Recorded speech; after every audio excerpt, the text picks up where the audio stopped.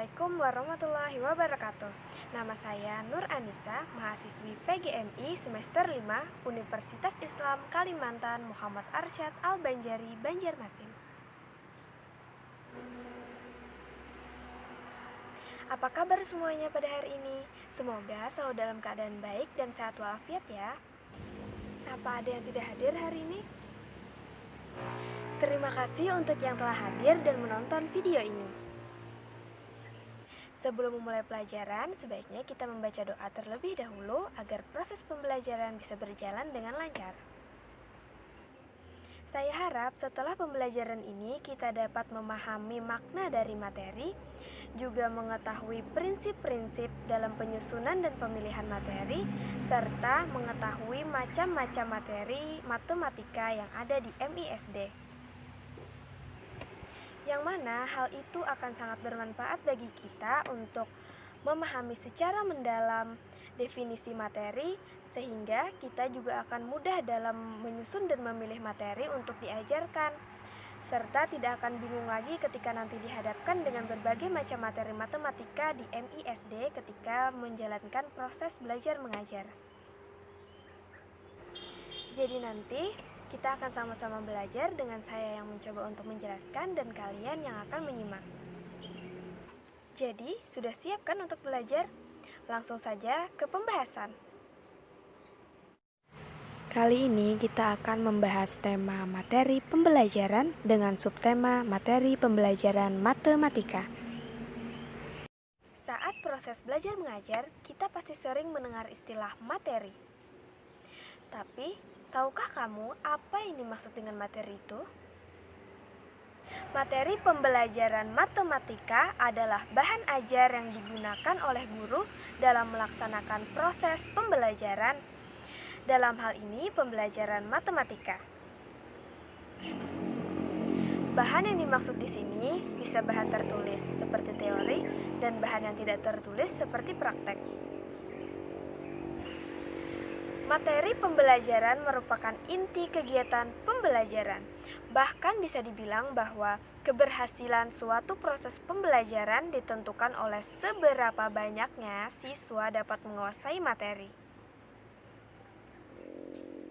Materi pembelajaran memuat beberapa aspek, diantaranya yaitu aspek pengetahuan, aspek keterampilan, dan aspek sikap. Materi pembelajaran adalah salah satu sumber belajar yang berisi pesan dalam bentuk konsep, prinsip, definisi, gugus isi atau konteks, data maupun fakta, proses, nilai, kemampuan, dan keterampilan. Jadi, materi pembelajaran merupakan komponen sistem pembelajaran yang memegang peranan penting dalam membentuk siswa mencapai standar kompetensi dan kompetensi dasar. Adapun prinsip-prinsip dalam menyusun dan memilih materi pembelajaran menurut Hamid Darmadi yaitu yang pertama adanya prinsip relevansi. Materi pembelajaran hendaknya relevan atau ada hubungannya dengan pencapaian standar kompetensi dan kompetensi dasar. Jika kompetensi yang diharapkan dapat dikuasai siswa berupa menghafal fakta, maka materi yang diberikan haruslah berupa fakta atau bahan hafalan. Contohnya dalam pembelajaran matematika, ketika materi yang disampaikan adalah bangun datar atau bangun ruang, maka juga harus ada diberikan fakta-fakta atau bahan hafalan mengenai rumus-rumus bangun datar dan bangun ruang tersebut. Selanjutnya adalah prinsip konsistensi, yaitu ketetapan atau tidak berubah-ubah.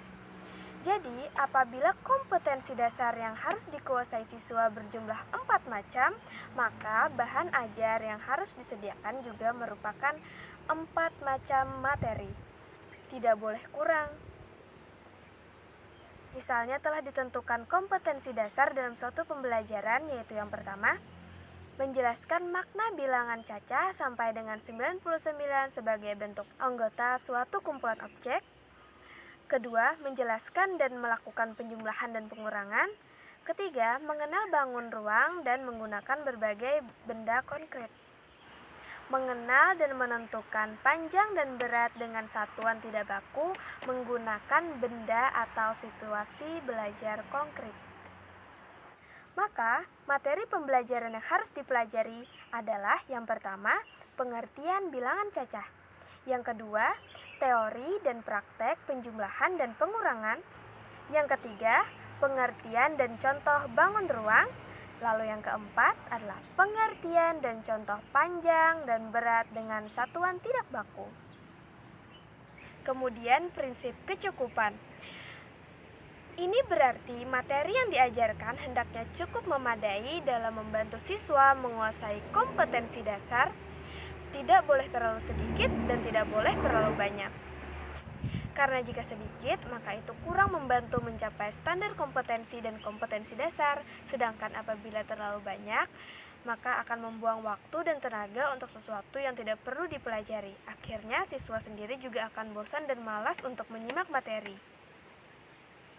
Contohnya, ketika kita mengajar penjumlahan dan pengurangan, maka fokus dulu ke situ sebelum kita melanjutkan ke perkalian dan pembagian agar materi tidak terlalu banyak. Contoh materi pembelajaran matematika yang ada di MISD beberapa diantaranya yaitu bilangan cacah, bilangan dua angka dan nilai tempat, penjumlahan dan pengurangan, bangun ruang dan bangun datar, pola bilangan, satuan berat, panjang, suhu, waktu, dan jarak. Nah, dari semua yang telah kita pelajari tadi, apa saja yang sudah kalian pahami? Silahkan bertanya apabila ada yang kurang jelas. Kesimpulannya, materi pembelajaran adalah komponen yang sangat penting karena tanpanya maka proses belajar mengajar tidak akan berjalan. Otomatis tujuan pembelajaran juga tidak akan tercapai. Maka, dengan adanya materi pembelajaran, siswa dapat meningkatkan kemampuan pengetahuan, sikap, dan keterampilannya. Cukup sampai di sini perjumpaan kita pada hari ini. Sebelum pelajaran berakhir, jangan lupa untuk membaca doa. Salah khilaf mohon maaf. Assalamualaikum warahmatullahi wabarakatuh.